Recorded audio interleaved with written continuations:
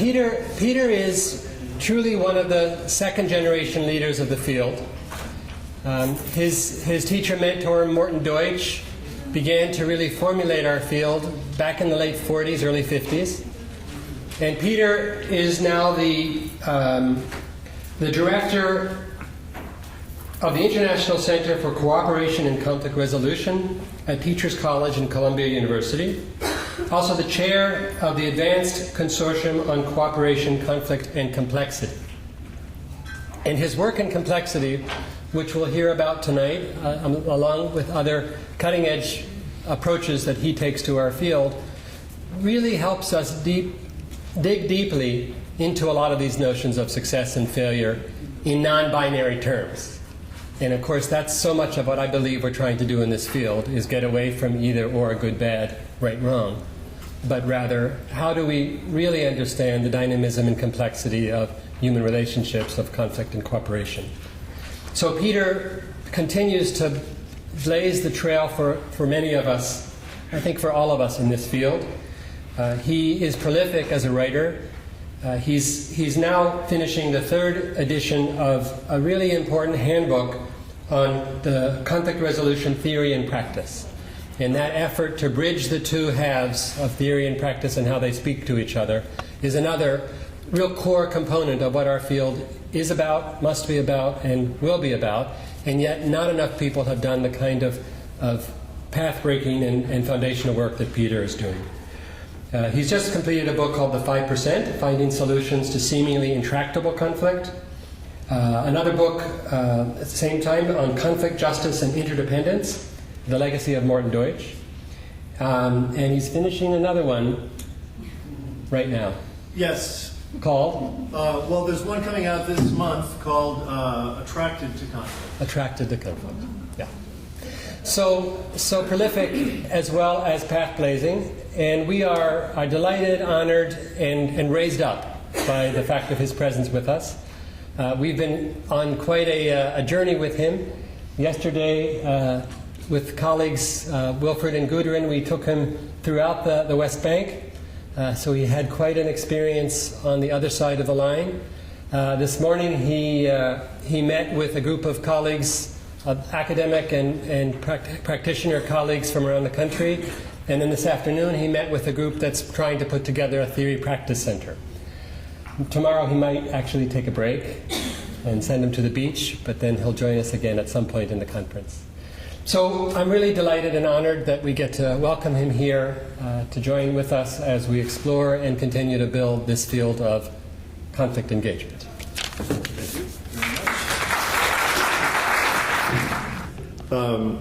So thank you, Jay, thank you, Mickey, thank you, Bar-Ilan University, for inviting me here. It's great to be here. I'm particularly happy to be here right after the coffee break, because I saw many of you having some coffee, and now we're going to work for about 90 minutes or so. We're going to talk and do some work together. I'm going to ask you to participate a little bit with me in talking about these things called success and failure, talking about this thing called conflict engagement. I like that as an umbrella term, but I think it's important to have some sense of what the heck it is we're talking about. And the title of my subtitle of my talk is Taking Time, Space, and Black Holes Seriously. And as those of you that may have some experience with physics know that time and space are important to physicists, and I do work with some physicists. And black holes as well, which are these kind of theoretical idea of something that's out there. We're not really sure they're out there. We're not really sure they do what they do, but they seem to have certain properties that we theorize about and speculate about. And so I'm going to talk a little bit about how that plays out in conflict today as well. I'm going to start with a quick story, because in some ways it really parallels Jay's story of working with his college, but it's actually a Chinese parable, and it's a story of success. A man named Se Wang owned a beautiful mare, which was praised far and wide in the community. And then one day, this beautiful horse disappeared, and the people of the village came by and offered sympathy, and they said, "Oh no, this great misfortune." And he said, "That's the way it is." Then, a few days later, the lost mare returned and was followed by a beautiful wild stallion, and the village congratulated him and said, "For good fortune, congratulations." And he said, "Oh, that's the way it is." Then, sometime later, his son, his only son, while riding the stallion, fell off and broke his leg. And the village people said, "Oh, jeez, such sympathy for you at this kind of misfortune." And he said, "Well, that's the way it is." And then, soon after, a war broke out, and all of the young men of the village were recruited into the war and were killed except for his son, who, because he had a broken leg, couldn't go. And the village people said, "Hey, this is fantastic." And he said, of course, once again, that's the way it goes, right?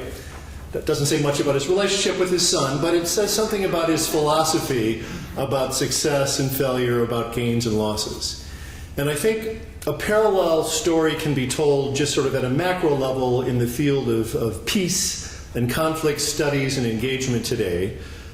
If you look at some of the international statistics, if you look at the International Crisis Group, which is one of the websites or NGOs that does some important contemporary reporting on conflict trends, currently today, as of today, monitoring 79 countries with conflicts, 2 in crisis today, 7 deteriorating, 57 at a sort of status quo, 2 improving, and 1, Colombia, with a relatively new opportunity for peace.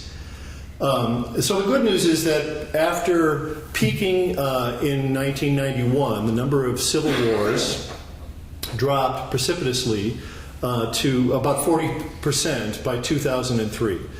So that was a major turn of civil wars that were taking place within countries. Similarly, we've seen a dramatic increase in wars that have ended through negotiation.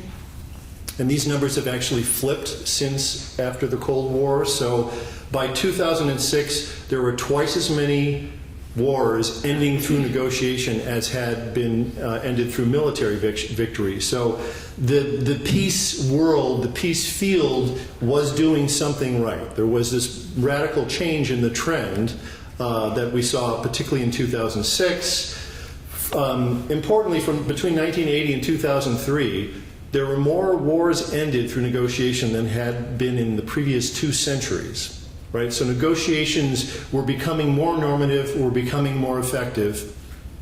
And the introduction of peacekeeping troops after signed treaties has really helped with the duration and sustainability of peace processes. So we've seen some really good trends unfold in the past couple of decades. However, about 25% of the wars that do end through negotiation relapse within 5 years. And when that happens, some cases, such as Rwanda and Angola, more people are actually die or suffer after the peace agreements fail. So things become worse. And states with civil wars are far more likely to experience new violence. And the longer they last, the longer they last. This is a Phil Zartman adage that the greater the chances of their recurrence, the longer these wars last. And after a high incidence of peace agreements in the 90s and early 2000s, the number has dropped from about 10 a year to about 1 or 2 in 2008 and 2011. Today, about 43 of the conflicts that are being monitored by the International Crisis Group have lasted 20 or more years. So the news is mixed about our field and about the success of our field. And so, part of what I will raise today is this issue of, well, what is success? How do we think about success? How could we even begin to measure success? And I'll pick up on some of the themes that both of the speakers from earlier today have touched on. What I hope to do is start with 5 provocations in the course of my talk. So I'm from Chicago, from the Midwest of America. We're nice people. We like to be nice. We like to be friendly. But Jay assures me that Israelis like to be provoked. So I've come to provoke. And my hope is that the conversation that has started today and will continue through tomorrow around this thing called conflict engagement and what does success and failure mean, that I'll throw some disorientation into the work, challenge some basic assumptions about what we think of as success and failure, and perhaps what we even think of as conflict engagement, to really start to push our thinking, because I believe that we need to, as much as possible, be aware of the assumptions on which we operate and be open to new ideas and new methods and new ways to think about these things, conflict and peace, and about success and failure. So, and one way to do that is to kind of disorient a bit, so hopefully I'll do that. I'll talk a little bit about some of the competencies that help work in a different type of way in order to educate for a more complex world, and then we'll take some questions. Sound good? All right. So anybody know who this guy is? This is, yes, Kurt Lewin, right? Otherwise known as Kurt Lewin, but he was fled Germany, early Nazi Germany, came to America, and is considered one of the founders of the field of social psychology, was in fact Morton Deutsch's professor at MIT. And he was a brilliant man, way ahead of his time in many of his approaches to the study of conflict, injustice, and prejudice. And one of the things that he was known for is that when he would work with a new idea, a new concept, he would ask a basic question. He would say, what is the essence of this phenomenon? All right, so if you're trying to study something like intractable conflict, well, what is its essence? Can we understand its essence, right? So conflict engagement. This is a term that's been laid out as a potential umbrella term, but what is it fundamentally? If there's one thought, one image of conflict engagement, what is it? So I ask you. I'll ask Jay last, but I'll ask you first. What do you think is fundamentally, what is conflict engagement? Because maybe we should think a little bit about it before we spend a couple of days. Yeah? Disagreement. It's a peace agreement? Disagreement. Disagreement. Disagreement between two parties. Okay, so conflict engagement is disagreement. Okay. Anybody else offer? Yes. Daily living. Daily living. Okay. So conflict engagement is just a natural thing we do all the time. Fair enough? Anybody else? Yes. I think it's trying to move a process forward. Okay. Trying to move a process forward. Yep. Yes? A relationship. A relationship between what you will. Okay, conflict engagement is a relationship. Others? Anybody else? Yes. Willingness to struggle. Okay, a willingness to struggle. Very good. Can I correct myself? Sure. I understand what it's meaning. Okay. Maybe it's a process, something that the two parties are more trying to resolve. Okay. So it's a process that Engagement between the parties. Very good. Okay. Anybody else want to throw anything else out? Interdependence. Interdependence. What the heck does that thing mean, interdependence? That's a very Lewinian response, right? managing the conflict. And similar to relationships, it is how do you see each other with each other or against each other? Yes. Okay. Yes. Problem solving. Problem solving. Okay. Yep. All right. I will argue a little different. I agree with everything you said. I think it's all pieces of the puzzle. I see conflict engagement as essentially something slightly different. And I see it as change. That conflict engagement is fundamentally about change. It means that I want to change your attitudes, I want to change your opinions, I want to change your position. That means that I want a different relationship, I want a different balance of power, I want a different outcome, that this incompatibility that we're stuck in, I want to change. Or if I'm a third party, a mediator, I want to move this from a more destructive, tense state to a more constructive state. But I want to change it fundamentally, right? So I think that this field is really about change.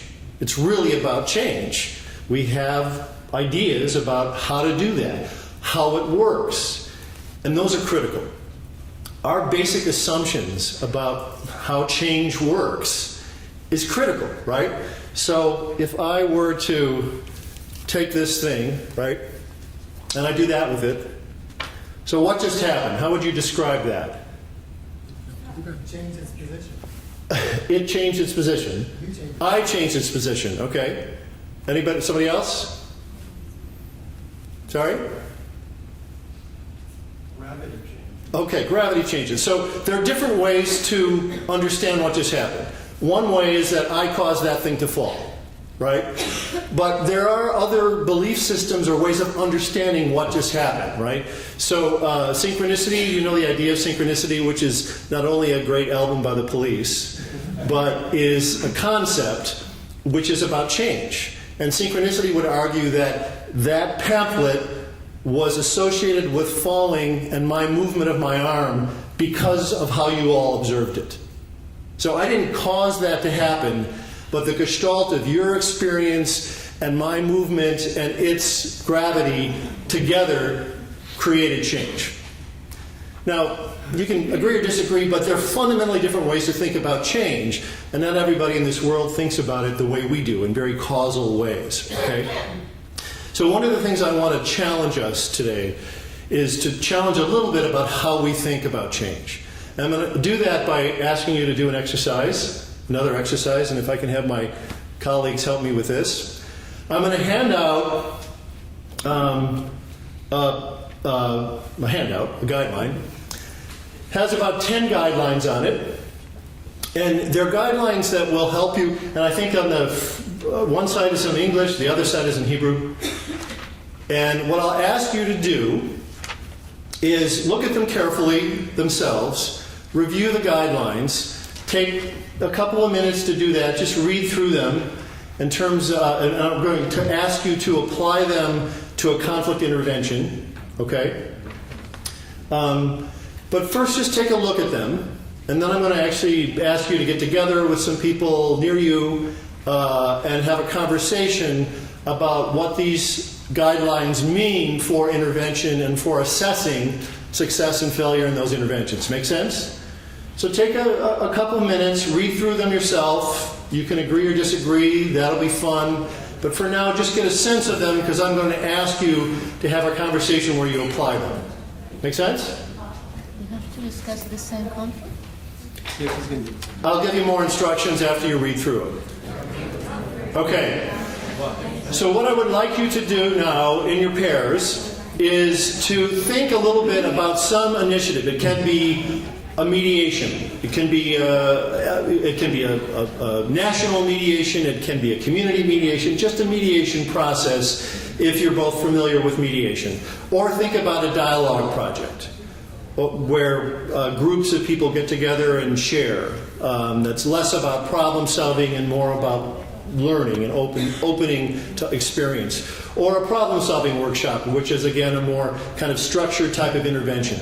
Or negotiation is fine as well. I just want you to think about a conflict resolution strategy or intervention that both of you are sufficiently familiar with. And then I want you to talk about it in terms of the guidelines I gave you, right? So once you've identified that, use the guidelines to talk about how you might go about either applying those guidelines or evaluating the effects of a mediation in terms of its success. Got me? So together, identify just one process that you'll talk about. So mediation is an obvious one, okay? And then use the guidelines to talk about how mediation affects change and how would we assess whether it worked or not. Okay? Questions? All right, go. So we are talking about change. We are talking about how these ideas, these guidelines have implications for changing the dynamics of a conflict, for intervening and affecting change and assessing that. Anything interesting come up in your conversations that you want to share?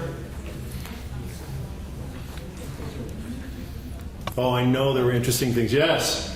Well, you threw a curveball. Oh. We have two completely different sets of guidelines. Weird. Now, why would I do that? Why the heck would I throw you a curve? So were you aware of that? Some of you? Come on, was everybody aware? Come on. All right. So you had two sets of guidelines that were somewhat different. Why would I do that? What do you notice about the guidelines? Give me some sense of what they communicate to you.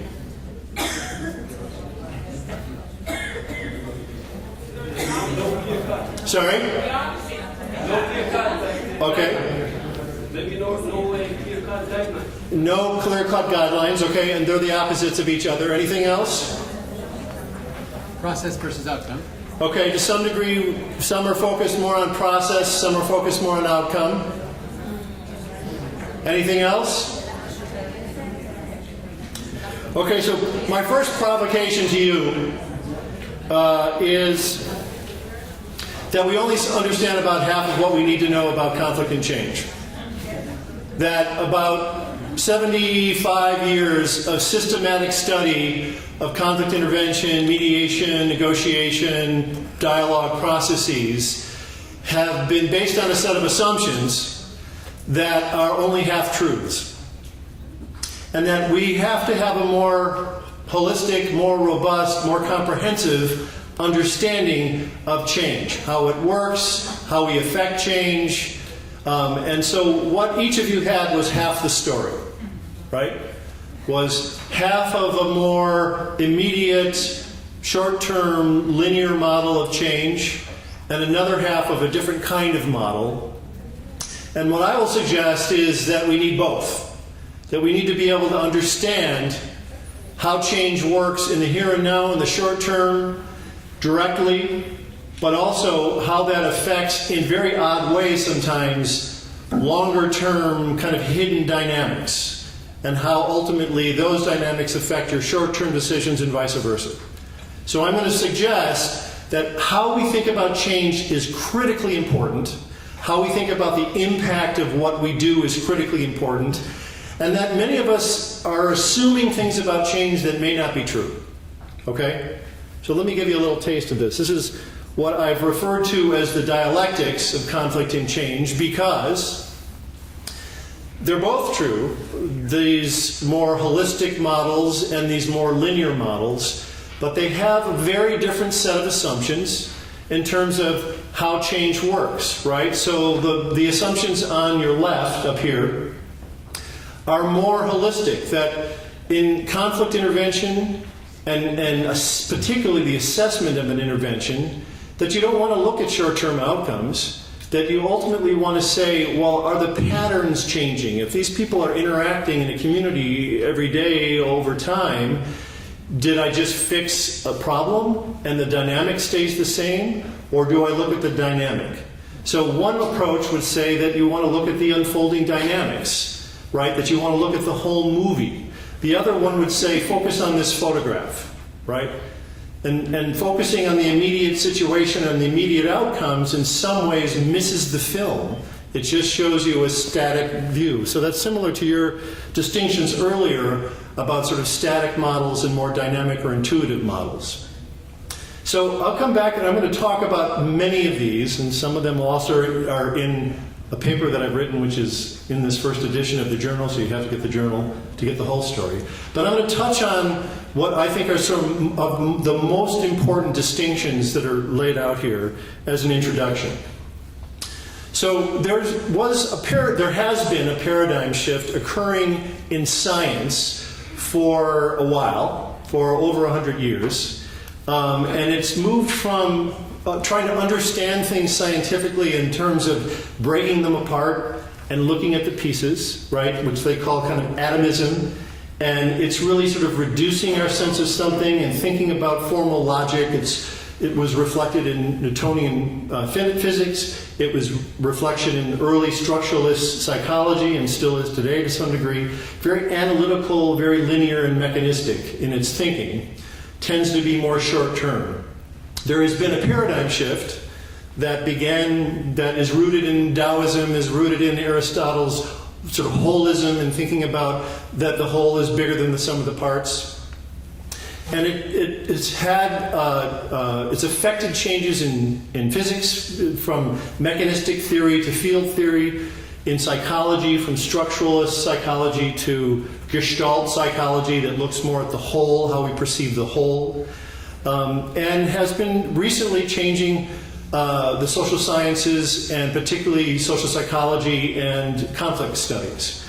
And this shift into a more holistic understanding of conflicts in context, how a mediation process between 2 or 3 or 4 parties is situated in a community, is situated in a culture, is situated in structures, and all of those things both affect what happens in the mediation, and the process and outcome of the mediation can ultimately affect those broader factors.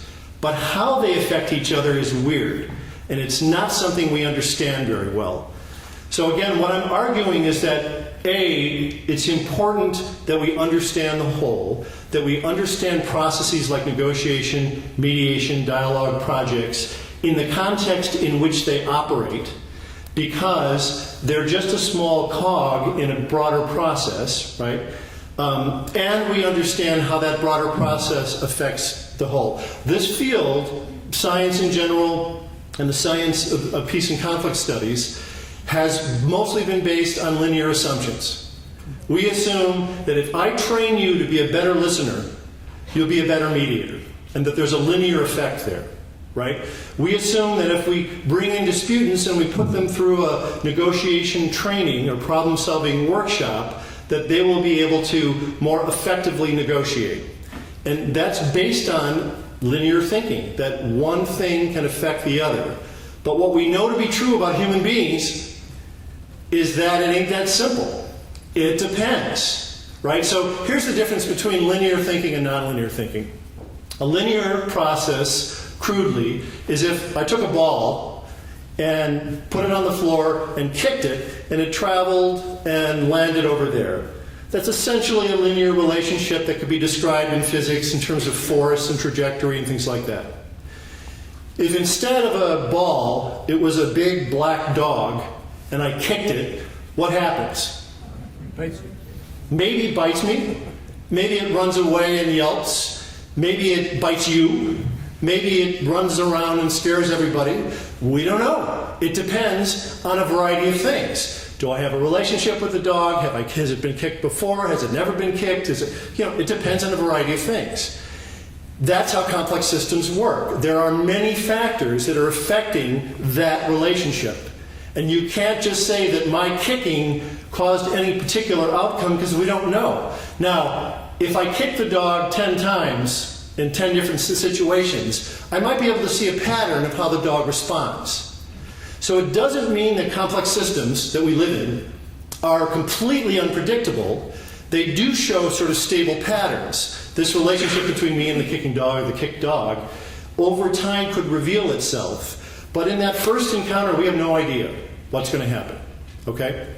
So the moral of this story is that holistic dynamics, complex systems dynamics, operate with a different set of rules. And we can't think about linear change in those systems without making errors. Okay? So let me give you a taste of this.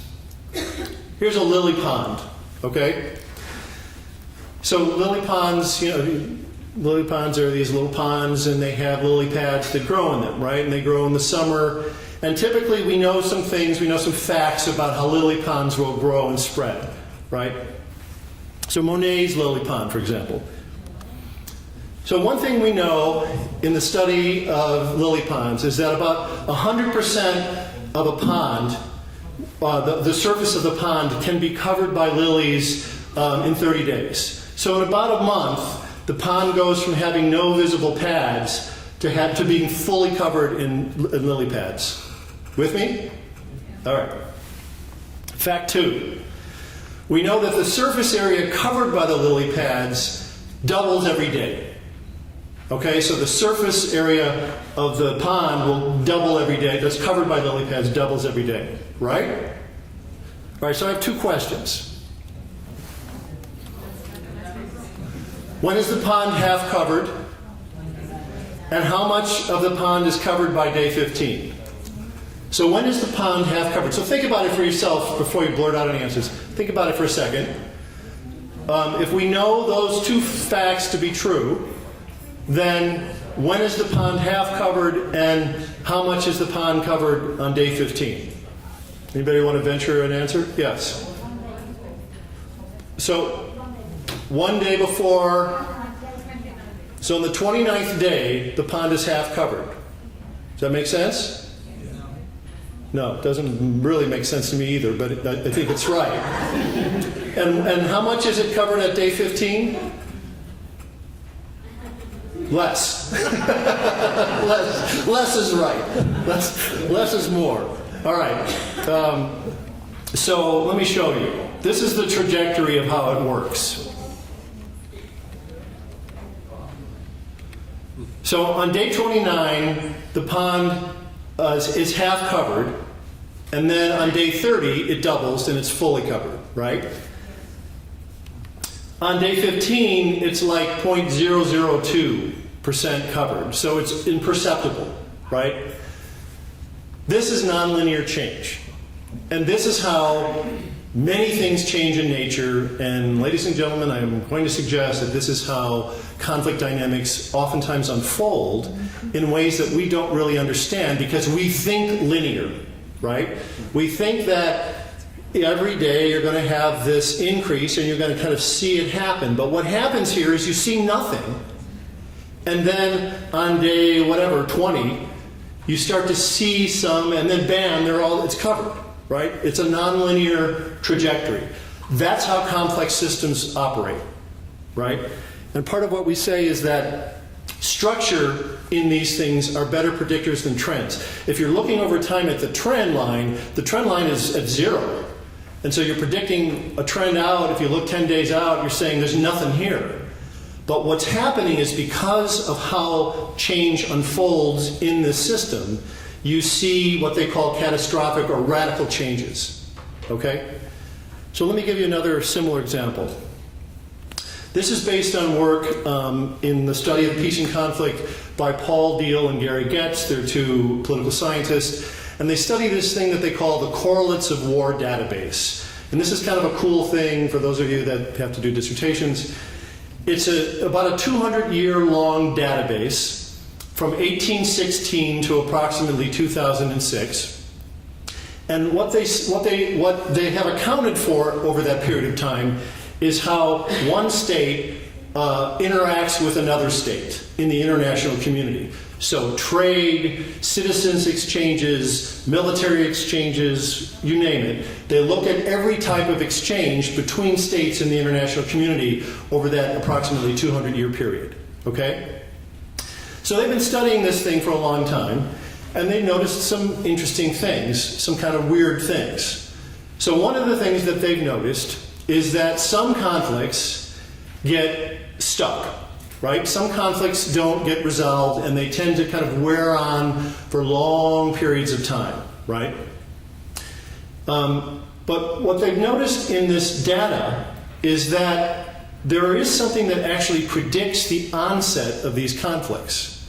And it's what they call political shocks. So they see a long-term war emerge, but what they do is they look back about 10 years and what they realize is that something happened 10 years before this war broke out that was what they call a political shock. So it was an assassination attempt, it was a coup, it was something that happened, an independence movement that was successful in a neighboring country or in the region, a world war, something big shook the foundations, and then you see nothing measurable for 10 years. And then you see a major conflict emerge. And what they found is in this 200-year window of conflict that these small percentage of conflicts that grind on and on and on, there's about 5% of the more difficult conflicts that get stuck, that 95% of those start within 10 years of a shock. So almost all of these long-term conflicts happen within 10 years. Now typically, when a war breaks out, we say, well, what happened there in that 9th year? Something bad went on. Some kind of bizarre thing took place. But what might have been happening is that, in fact, something had happened 10 years earlier that destabilized relations and changed relations, and that at some point you see that erupt like the lily pads, right? The good news on this is that, well, here's another example of this type of nonlinear change. The Arab Spring happens in 2011, right? What happened 10 years before? 9/11, the American incursions in Iraq and Afghanistan. So, did 9/11 and the American wars cause the Arab Spring? No.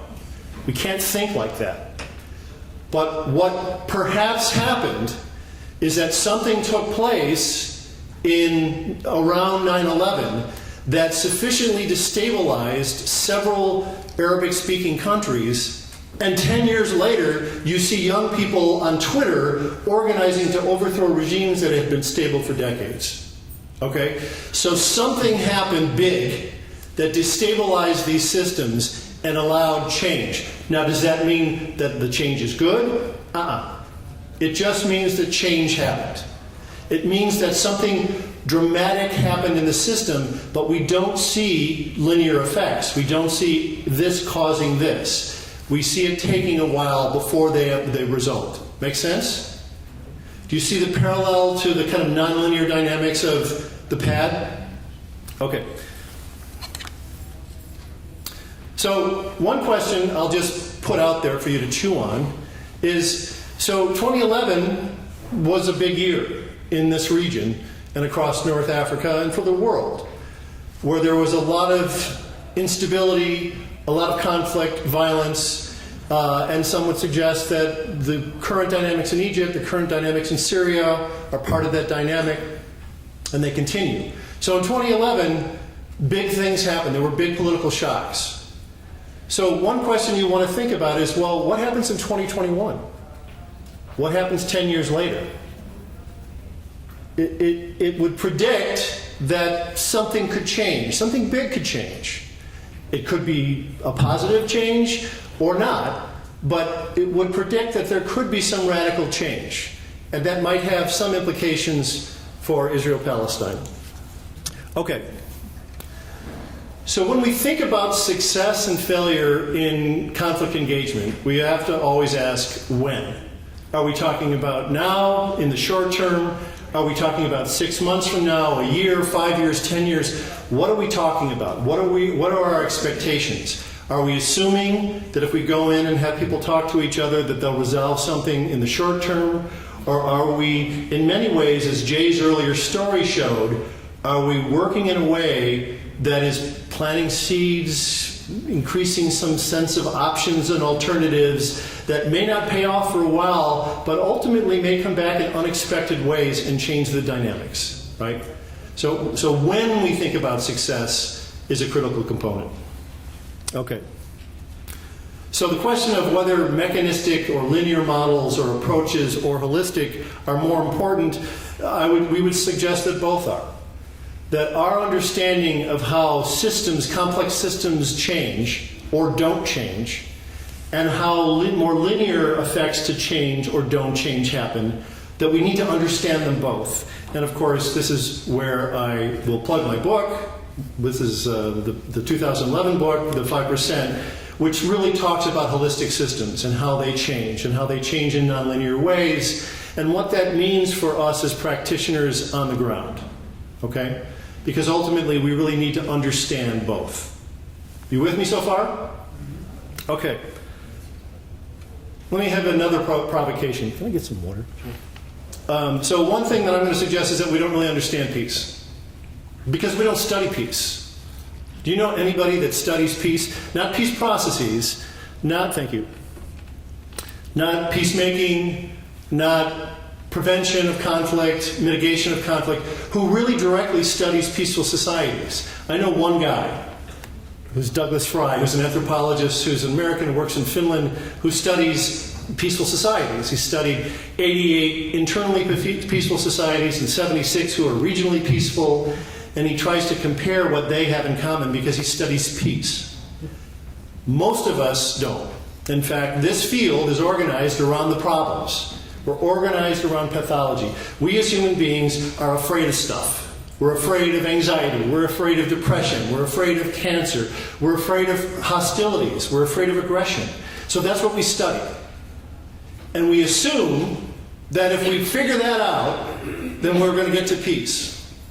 And I have bad news. That we again only understand half of the equation. So Blaney said, for every 1,000 pages published on the causes of war, there is less than 1 page directly on the causes of peace. So here's a cautionary tale. A guy named John Gottman, are you familiar with this guy? He's a psychologist and a mathematician who does work on marriage and looks at divorce. And he put together this sophisticated team, and they studied divorce for 10 years. And they were pretty good at identifying a model that was highly predictive of divorce. So he has a thing he calls the Love Lab, and it's a lab in Washington State, and he brings in couples, and he says, talk about something that you have conflict over. Typically it's sex or money, because that's what we fight about. So he has them talk for an hour, and then he goes through this process of coding their emotional dynamics, and they can predict within 97% accuracy whether or not the couple will be together again in 5 years. Right? From this model. So it's interesting, but what's really interesting is that they studied this for 10 years. They came up with this highly predictive model of divorce, and then they realized ultimately that it didn't help them understand happiness. That couples could be divorced and really satisfied in their relationships with each other. They could be married and miserable, and this model didn't predict that. So they had to go back for 15 years and study happiness in couples to have a better, more holistic sense of what does that look like and what predicts that, because they're not opposites. They're different animals, right? And we argue that the same is essentially true with peace, that the assumption that the absence of negativity or not being divorced leads to happiness, or that the assumption that the absence of conflict leads to stable peace is erroneous. So let me give you some specifics on this. So there's this thing called the Global Peace Index. Have you heard about this? This is a major international initiative that was first launched in 2007. And what they did is they brought a group of people together to say, well, how can we measure countries in terms of their peacefulness? And so they went through this sophisticated process of coming up with indicators to measure peace. And what do they say? Number of internal external wars, estimated deaths due to wars, organized internal conflict, perceived criminality, political instability. Doesn't sound like peace to me, right? So this is the measure that the international community and the Economist magazine group uses to measure peace. So about a year ago, they said, well, okay, that's a problem. So maybe we should come up with something called the Global Positive Peace Index. So they created an alternative measure to measure what they call positive peace. And it has these pillars: well-functioning government, sound business, equitable distribution of resources, etc. So, they recognized the limitations of what they were how they were thinking about peace in terms of the lack of negativity, and that they needed to come up with something else. The problem is that if you look at the index carefully, they still say that measure of good neighbor relations is personal security and trust based on indicators of levels of crime victimization, survey responses on safety and security, data on the incidence of homicide. That's positive. Right? Or intergroup cohesion is based on perceptions of discrimination, distrust. That's positive. So it's hard for us to understand and really reorient ourselves. About 4 years ago at the Earth Institute of Columbia, we organized a kind of UN NGO meeting on thinking about peace. And we had a group of very impressive people come, and they talked, and nobody talked about peace except for Doug Fry. Because that's not what we know. It's not what we study. It's not how we think, right? So even the international community is stuck in this pretty negative paradigm and not researching and understanding and ultimately measuring peace. Okay, so we've been doing a study now for about 18 months in Israel-Palestine, where we have been trying to measure through this kind of innovative methodology that I won't go into, but I'm happy to talk to you about, where we're trying to measure, are there different motives, fundamentally different motives, for what moves people to want to work actively to enhance, improve relations between the communities and work for peace, versus the motives that would drive them to want to support negotiations to end the conflict, right? And we're assuming that they're different.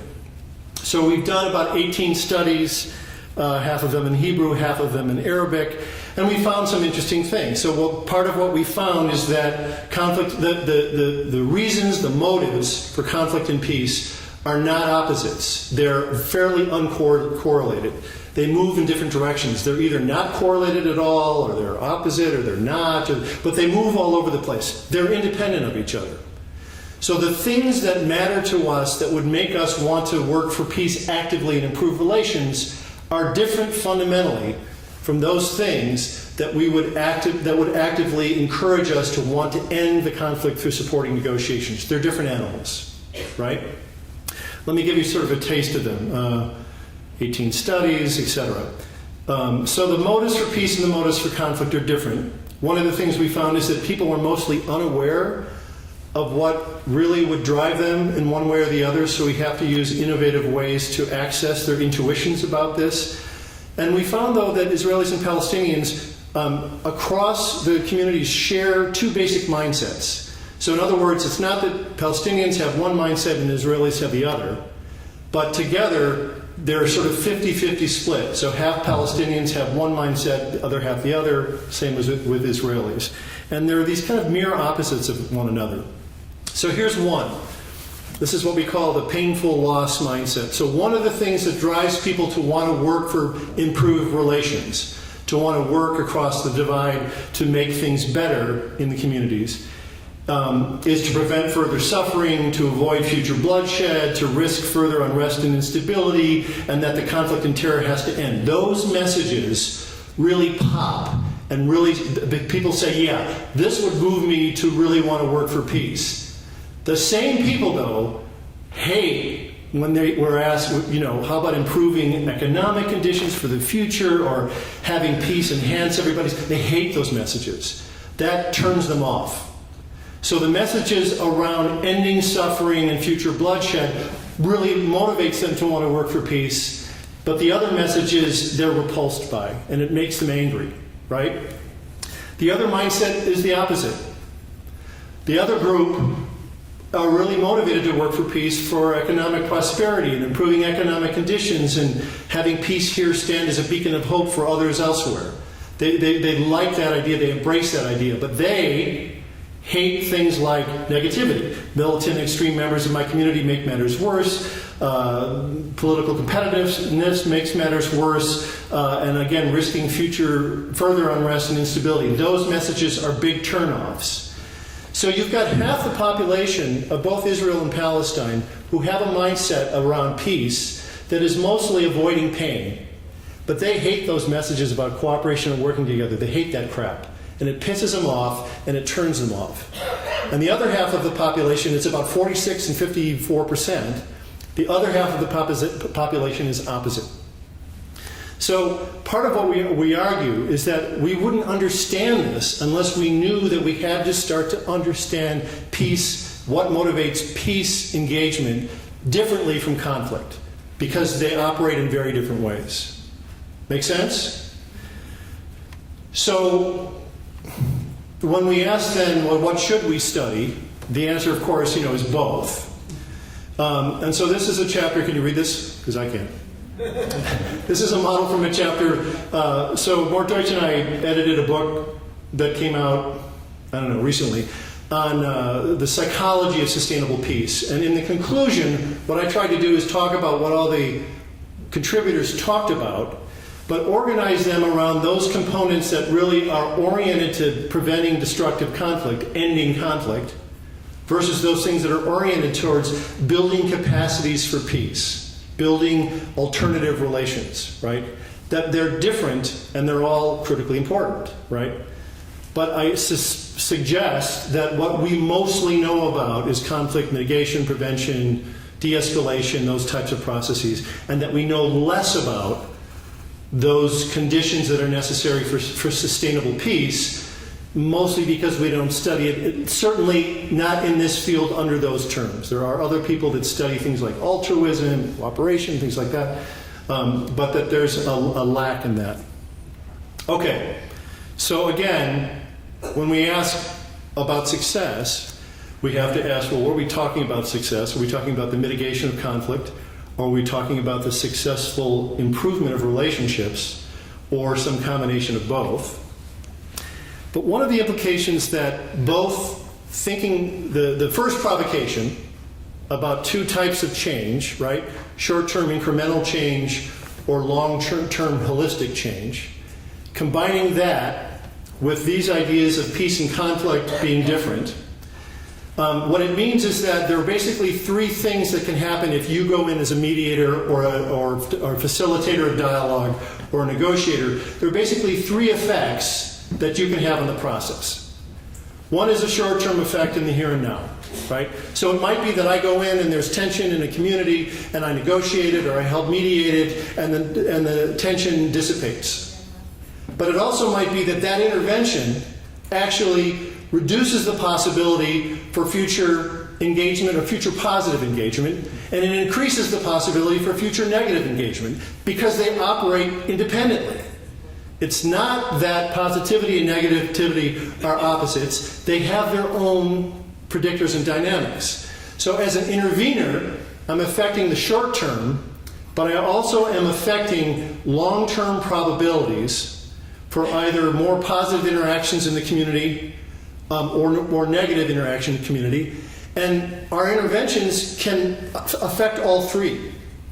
And we oftentimes don't think certainly that way or are unaware of the possible unintended consequences of our action. You with me? I know that's a big mind shift. But what we're suggesting is that it's important to understand that peace and conflict are different phenomena. They're different animals with different predictors, like happiness and divorce, happiness in marriage and divorce. And B, that there are different kinds of change that happen, short-term change versus long-term potentials, long-term probabilities for change. Yes? Okay. Let me give you another provocation. So this is a little bit of a play on, was it George Bush? It was George H.W. Bush that said, "It's the economy, stupid." That was his one of his campaign slogans. We believe it's emotions, that emotions are critical. So again, our field, well, I'm going to essentialize our field, but our field, and particularly in the study, the systematic research on conflict is very cognitive. We talk about beliefs, we talk about cognitions, we talk about prejudice, discrimination, stereotyping. We measure a lot of these things, and they tend to be mostly very cognitive. Why? Because emotions, who knows what to do with emotions, right? So Getting to Yes, which is the top seller of all negotiation conflict resolution books, what do they say about emotions? They say when emotions happen in negotiations, just wait. Wait till they go away and then get rational, right? Because what are you going to do with emotions? They're a mess, right? Well, that's sometimes valuable, right? So in some conflicts that may work. But when the conflict is fundamentally emotional, when people's experience and understanding of the conflict is filtered through their emotions, it doesn't help us. So one of the things that we've learned from the study of brain damaged individuals who've suffered from like car accidents is that when people lose the capacity to experience emotion, they can't make decisions. They can't make important decisions. When certain parts of their brains are severed and they don't have an emotional experience, when you ask them to make important decisions, they can't do it because they're emotional. Our evaluation of good and bad is fundamentally emotional.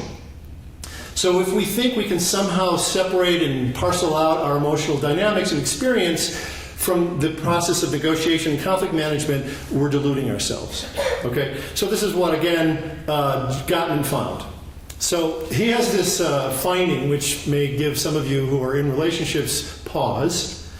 And the finding is this, that of everything that they studied in marital dynamics over 25 years now, the one most significant predictor is what they call emotional ratios. So what they say is that, first of all, conflict in marriages is good. Conflict in marriages is important because without it, we don't learn, we don't problem solve, we don't reflect on our own crap, we don't express our concerns to the other. We live in this psychotic utopia, which sounds great sometimes, but it's not very realistic or durable, right? So conflict is important, but if conflict and negativity is predominant or is really strong in the relationship, it will overwhelm. So there's something in the social sciences that they call the power of negativity. That on a one-to-one basis, a negative experience is much more potent than a positive one. And it will really overwhelm positivity. So what they find in their research with couples is that if the couple comes in and has a one-to-one ratio between positive experiences and negative, or even a 2-to-1 positive to negative, they're in trouble. Because there isn't sufficient positivity in the kind of reservoir of the relationship, so when they get into conflict, it buffers it. They need, essentially, he finds 5-to-1, other people, we found 3-to-1, but they need sufficient reservoir of positivity in their relationships in order for it to positively affect a conflict, so the conflicts can be constructive and useful. Does that make sense? So again, in a fundamental way, what it's suggesting is that if you have this, particularly, again, he's looking at marital dynamics primarily, or couples romantic dynamics primarily, and those have a particular kind of dynamic. But we found the same kind of ratio in conversations over morally opposed issues, that the ratio matters. In fact, what we found, so we do lab studies where we bring in people who have discussions over issues on which they're morally opposed, pro-life, pro-choice, things of that nature. And what we find is that positivity doesn't necessarily predict that they're better conversations. So it's not just feeling happy about this conversation that helps. What predicts it is the ratio, that there's enough positivity and enough negativity to learn, and that ratio predicts conversations that people feel pretty good about. Even though they don't agree, of course, ultimately in half hour about what the issue should be and what the solution should be, they leave the conversation feeling like they learned, they would have this conversation again, they feel pretty good about themselves and the process because the emotional dynamics were at this ratio. Does that make sense? What for us was uncanny is that you just think that if people felt better, if they felt more positive, then ultimately they would feel good about the conversation. But that's not what we saw. What we saw is that there needed to be some kind of combination of sufficient positive experiences and some negative, and bumping into each other, because they're talking about a moral issue in which they're opposed. And it was those conversations that felt sufficiently positive but real, where they learned. And those were more constructive conversations that they came out of and said, I buy this, right? So it's that balance. We found one other weird thing about emotions that I'll mention, which is this. And this is a kind of a neat idea from systems theory that you may want to tuck away and talk about at a cocktail party, which is that one of the kind of provocative things that studying complex systems through mathematics tells us, and these are whether systems are like cellular systems, like cancer, cancer cells or healthy cells, or whether they're traffic systems or whether they're conflict systems. You see the same kinds of dynamics. What they find is that what happens first is huge.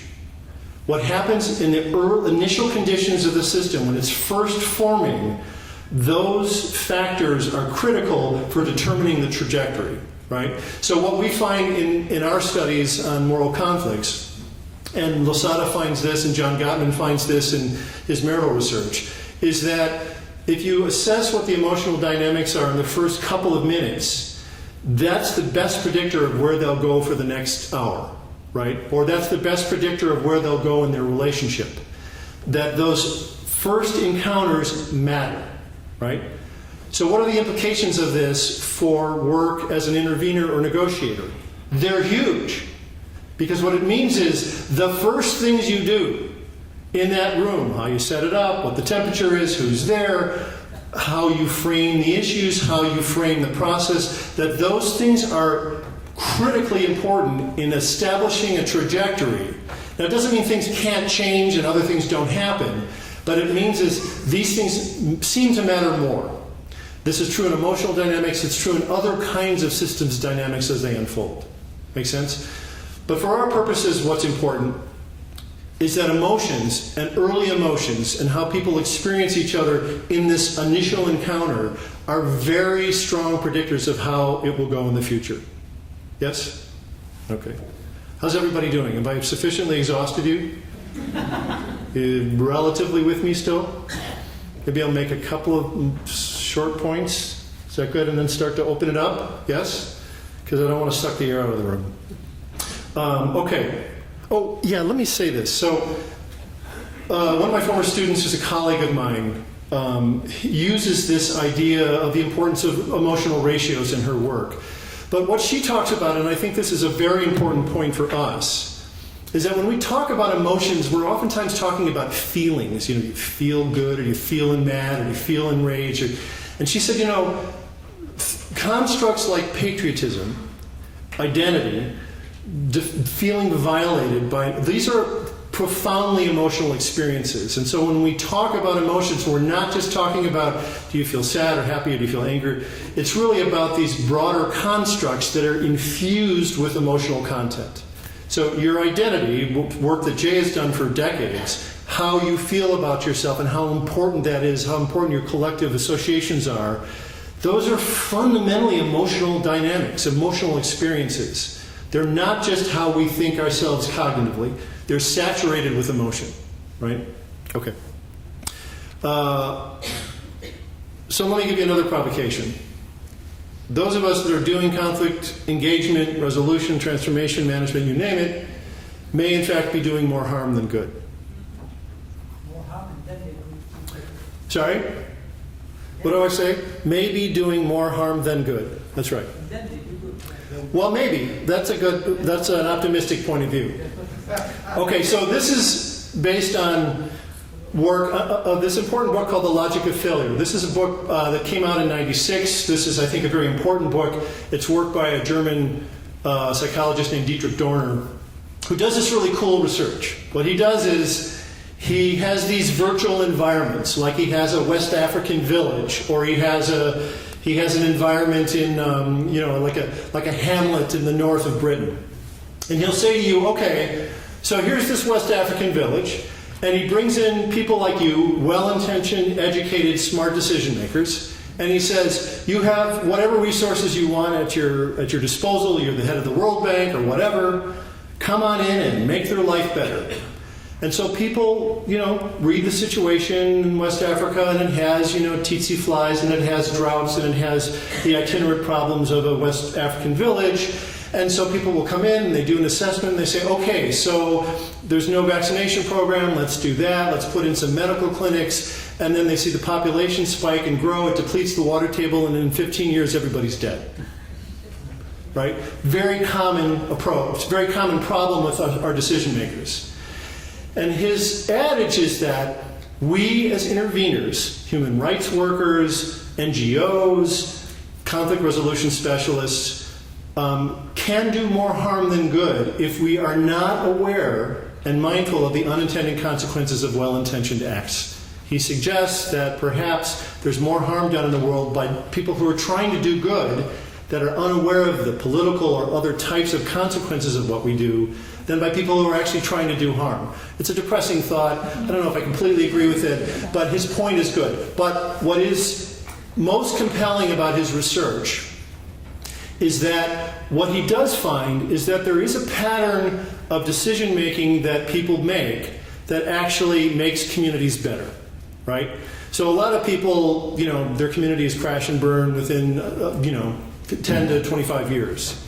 But there are some types of decision making that have implications for us and for our assessment of success and failure that really make a difference. And so some of the differences are this. One of the things that he finds is that people that go into these situations and assess the situation and then implement a plan, but don't kind of sit back and say, stay the course, this is the right plan, we made a good decision, but they are constantly reading feedback, reading what's happening, what's working, what's not working, and making sufficient adjustments. And in fact, those people that make more decisions as the simulation unfolds are most effective at sustainable improvement in well-being.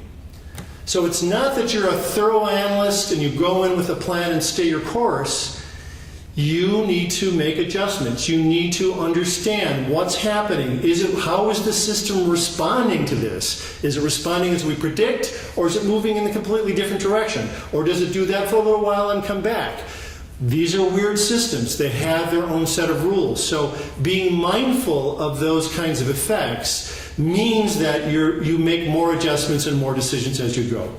He also finds that the more effective decision makers acted more complexly, which means that they understand that if you put in intervention A and B, that it's multiply determined, and that may have weird effects. So they put more initiatives on the ground.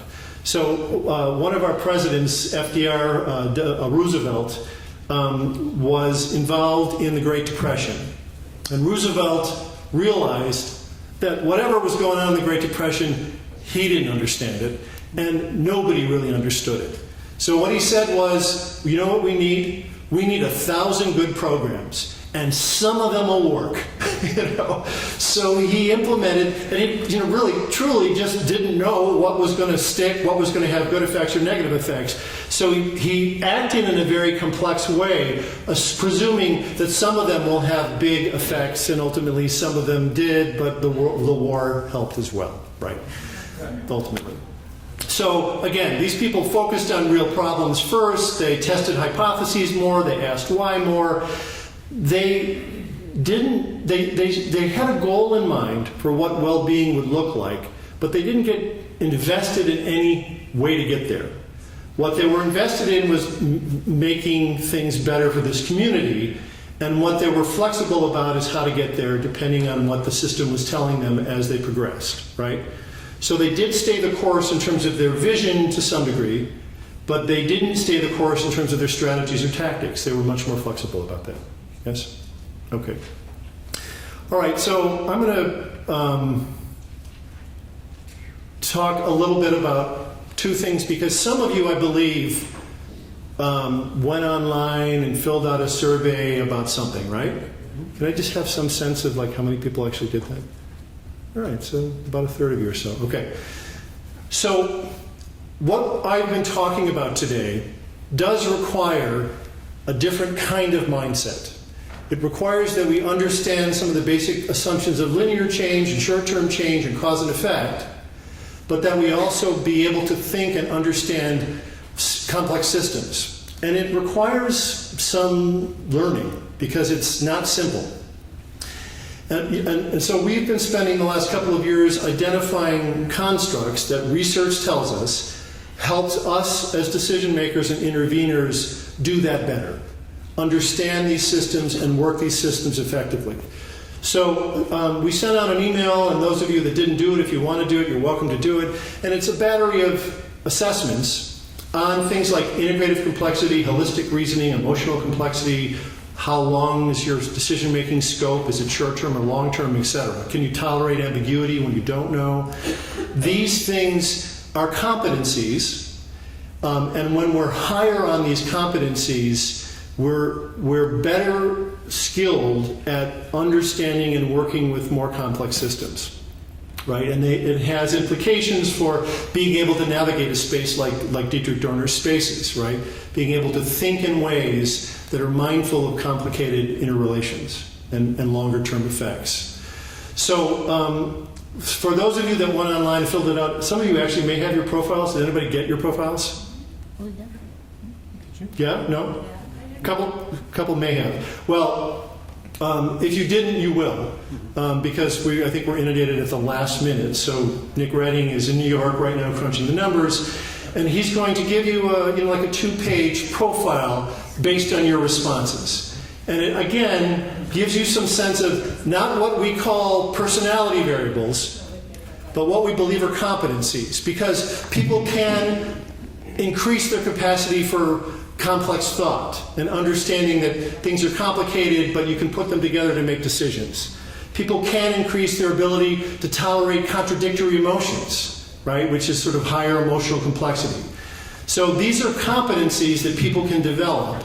What you will get is an assessment of these competencies normed against the group, right? So it's normed against this group of people. On average, you're this, and the group is this, and that just gives you some sense of where you are, right? We do have trainings, readings, information papers to help people think about these competencies and enhance these competencies if you're interested. But what I wanted to give you a sense is, what does this mean psychologically for me, or for my students, or for people that I work with in the community? What are the kinds of things, building blocks, that we need to attend to in order to increase our capacities to understand complex systems and how they change, right? And that's what this assessment provides, is a glimpse into that, okay? So again, like any assessment, don't sweat it. Sometimes we're wrong. This isn't the truth. It's a one-time assessment of some competencies.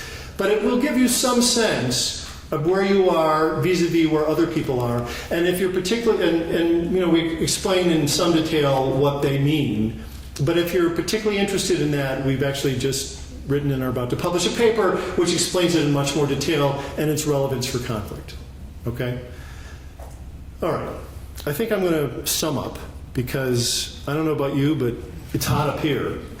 I suppose it's hot down there. What I started with is just the idea that we think about what we do, what we study, what we're trying to understand as fundamentally about change. And that our assumptions about how change works, whether we're talking short-term or long-term, whether we're talking about linear or nonlinear relations, those things matter. And if we're working with a set of narrow assumptions, then we're limiting our menu of options, and we're limiting our understanding of what may be happening, right? So it might be that you go in and do a problem-solving workshop for 10 years, as Herb Coleman would have done, or is doing, and then you see a spike in violence, and you think, it didn't work. Well, I don't think that's true. I think that those processes have an effect on decision makers. They present alternatives, they present different scenarios, they present ideas, and those ideas and alternatives may show up in 2 years, in 5 years, in 10 years, and may have a huge impact. We don't know that. So understanding that that's a potentiality is important to remember when we do our work. So we need to learn about both types of change, how they relate to each other, study peace, get emotional, be mindful of the unintended consequences of our well-intentioned actions, make more decisions, and ultimately learn to benefit from our failures. Okay. That's a mouthful, yes? So I'm happy to take questions. Does that make sense? For us. Okay.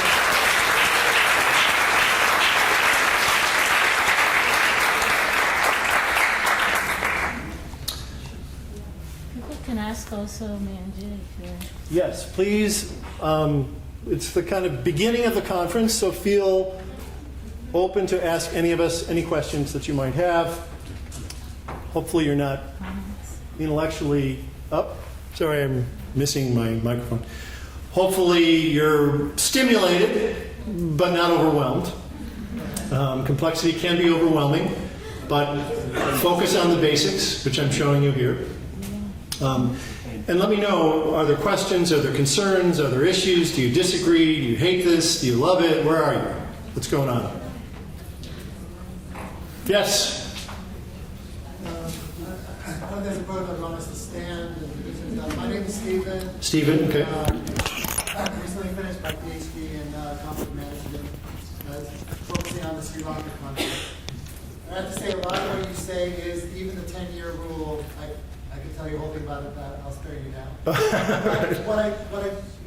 What I find, and one of my sections was about measuring failure, success and failure. Yeah. And what was frustrating was how, and you're talking about the getting emotional, is this idea that with mediation,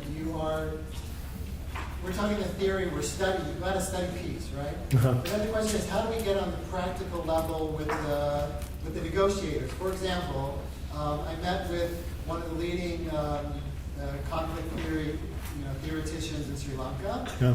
and he had a personal relationship with the Norwegian mediator who was most involved in that conflict. And I asked him, I said, you said all these things needed to happen. None of these steps were taken in the mediation process. What was going on there? And he said basically, well, I gave him my book. He put it on the shelf. Yeah. He collected dust. Right. And the practitioners were not interested in reading up on the theory. Sure. How do we get there? And also I've been, even I have a friend who is involved in the IDF, and sometimes they have think tanks, and he says, like, if you're an academic, you're persona non grata. They only want the generals in those discussions about how to move forward on the piece. Yeah. So where is the nexus between what you're saying Yeah. and the practitioner part on the political level? Well, it's a great question, and I think that's really part of what Jay's new initiative here is about, and maybe you will respond as well. But let me just say one thing. So, interestingly enough, so the book, the 5%, which does provide a set of ideas and strategies for thinking about nonlinear change and working with nonlinear change. So for the past year and a half, I've been giving book talks about it.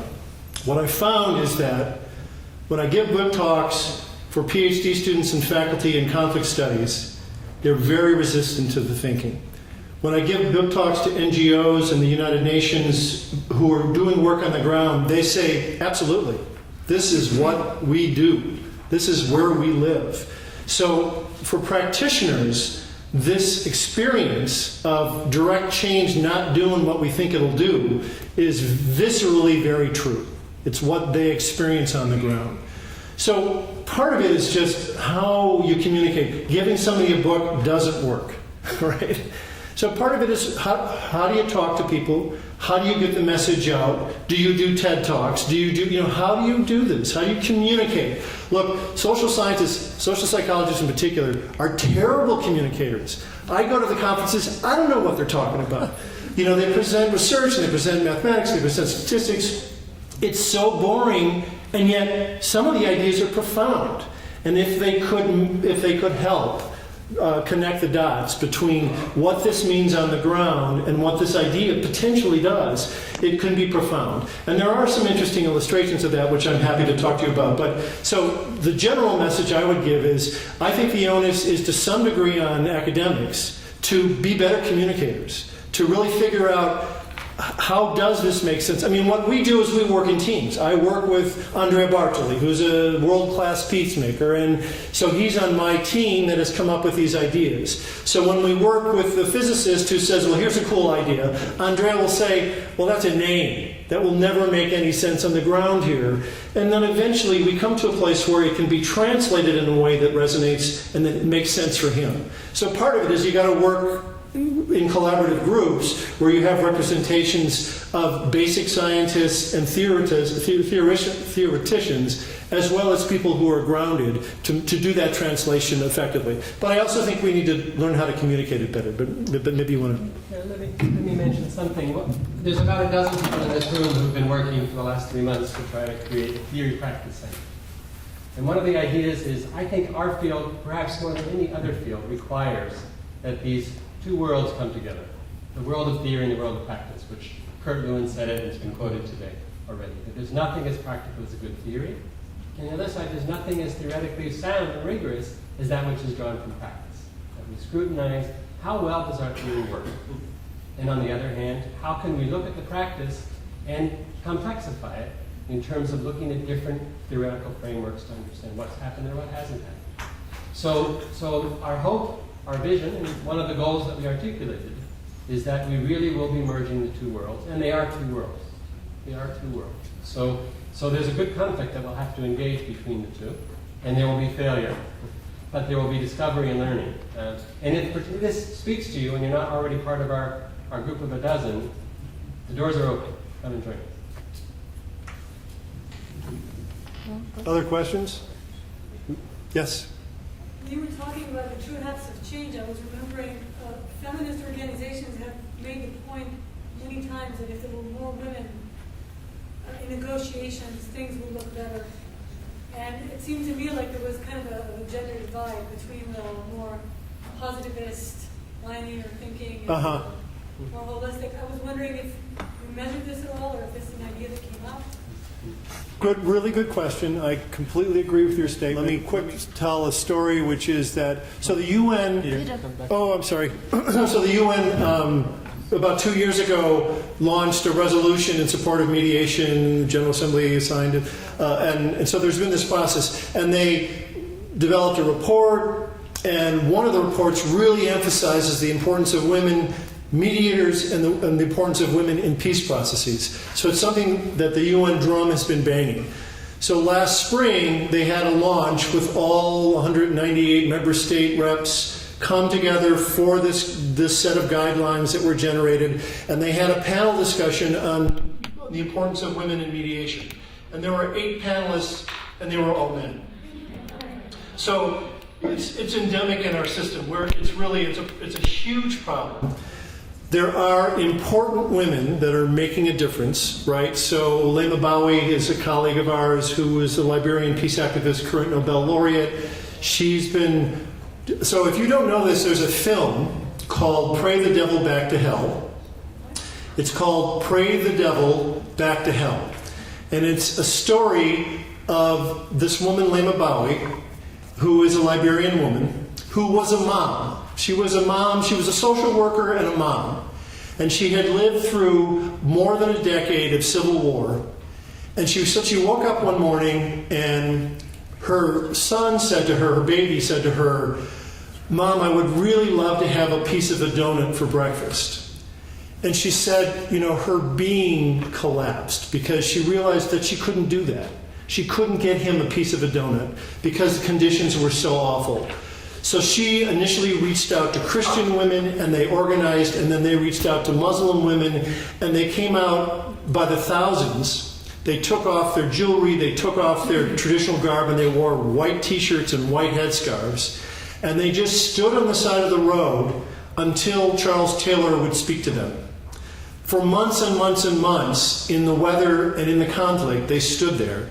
And at some point, he had to speak to them. And they were critically involved in encouraging him to negotiate. They went to Ghana during the negotiations. They encircled the building because the negotiators weren't taking it seriously. And they refused to let the men leave.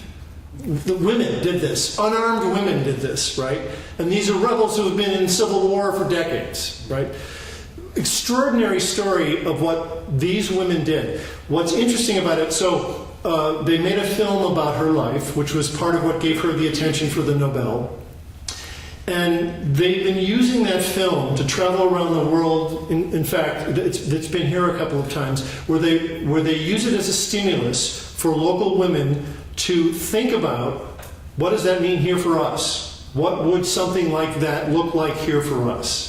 So it's been not just what she did, and not just a movie, but a movement for raising consciousness about possibilities.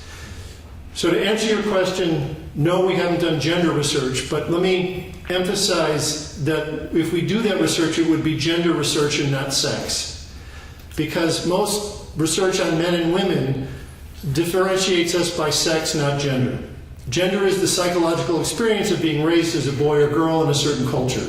And some men would be highly intuitive, you could perhaps call it feminine, but highly intuitive and holistic in their thinking, and others not, women the same. That's what's important. But we haven't done that research on this model yet. Yeah. But get that film, it's an extraordinary film, and Lema's open to, she's a movie star right now, but she is open to traveling and engaging, so... Other questions, thoughts? Well, The quick question is, this thing that Jay was talking about, and this theme of conflict resolution was conflict engagement. yeah. Do you believe that there's value in a rebranding? You know, trying to change, you know, do you think that would lead to a paradigm change in the field of saying, okay, we're not the ICCR, we're the ICCC? What does it do? You want to take that? No. Well, this is your brand, baby. It is, but you're invited now to No, but do comment you on it. believe that? Well, I do think words matter. I know that our field has had dispute around this. Mortdeutsch called it conflict resolution. People call it conflict management, who are more around the ADR world.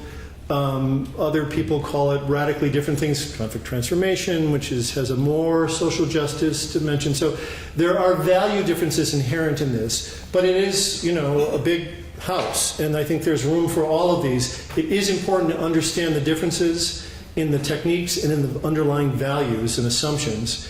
And I think having an engagement makes sense to me. I like it. I got to chew on it for a while, but I like it. Yeah. So it could help. It could help define us. Okay. Yes. Okay. Peter, you can Let me come get out back. there. I'll Thank just you. wrap up. Okay, I think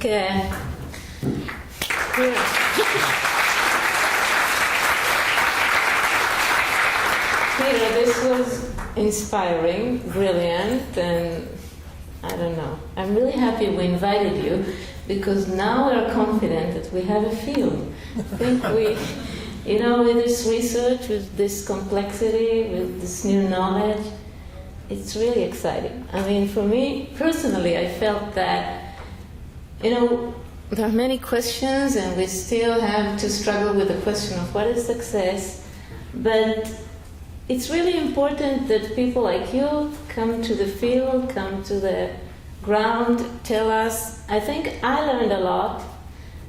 Some of my students may now recognize that this is the exam question they had, and they didn't know what to do. The quote from Peter Coleman about peace and conflict.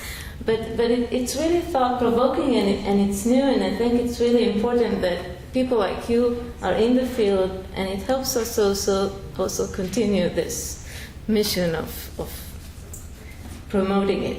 So this is to conclude this opening evening. We hope and really we are sure we'll see you all tomorrow in the conference, which actually splits into 2 panels each time. We have parallel panels. One of them is theoretical and then practical of the 4 disciplines, of the 4 institutional settings, meaning of international relation, restorative justice, ADR, community mediation. Community mediation splits into 4 panels itself in its practical panel, so it's a bit like a system, a complex system, but we will have here a lot of signs and directions in terms of where you would like to go. It is an experience of spreading a bit, but I do hope that finally we'll be able to meet here tomorrow evening to summarize, to have the work of the students that are sitting here documenting, trying to find the common themes, working together with us, trying to generalize. And I hope that tomorrow evening we'll be able to sit here and to say something about success. So thank you all for being here, and see you tomorrow.